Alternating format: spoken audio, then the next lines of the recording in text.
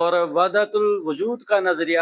محی الدین ابن العربی رحمۃ اللہ علیہ سے پہلے بھی ایگزسٹ کرتا تھا، لیکن حضرت محی الدین ابن العربی رحمۃ اللہ علیہ نے اس نظریے کو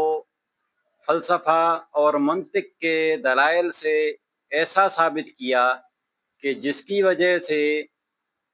جس کے بعد پوری دنیا نے اس نظریے کو اپریشیٹ بھی کیا اور اس کو فالو کرنا بھی شروع کیا۔ وحدت الوجود، اس میں دو الفاظ ہیں، ایک وحدت اور دوسرا الوجود۔ وحدت کی معنی ہے ایک، اور وجود کی معنی ہے کسی بھی شے کا ہونا، ایگزسٹنس جس کو کہتے ہیں۔ تو وحدت سے مراد ہے کہ پوری کائنات میں صرف ایک ہی ذات حقیقی ہے اور اس کا وجود حقیقی ہے، یعنی پوری کائنات میں صرف ایک ذات ہے اور اس کا وجود حقیقی ہے۔ اب وجود حقیقی کس کو کہتے ہیں؟ وجود حقیقی یہ ہے کہ جو کسی کے تابع نہ ہو،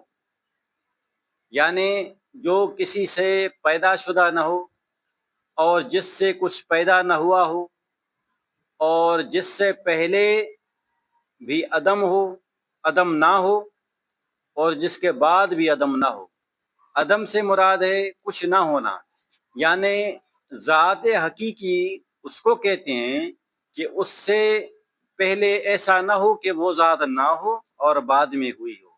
اور ایسا بھی نہ ہو کہ اس کے بعد یہ پھر فنا ہو جائے، یعنی وہ فانی بھی نہ ہو۔ یعنی ذات حقیقی اس کو کہتے ہیں جو ازل سے موجود ہو تا ابد رہے، یہ ذات حقیقی کہلاتی ہے۔ پوری کائنات میں صرف ایک ہی ذات ہے جو ذات حقیقی ہے، اور باقی تمام اشیاء جو ہیں اس کائنات میں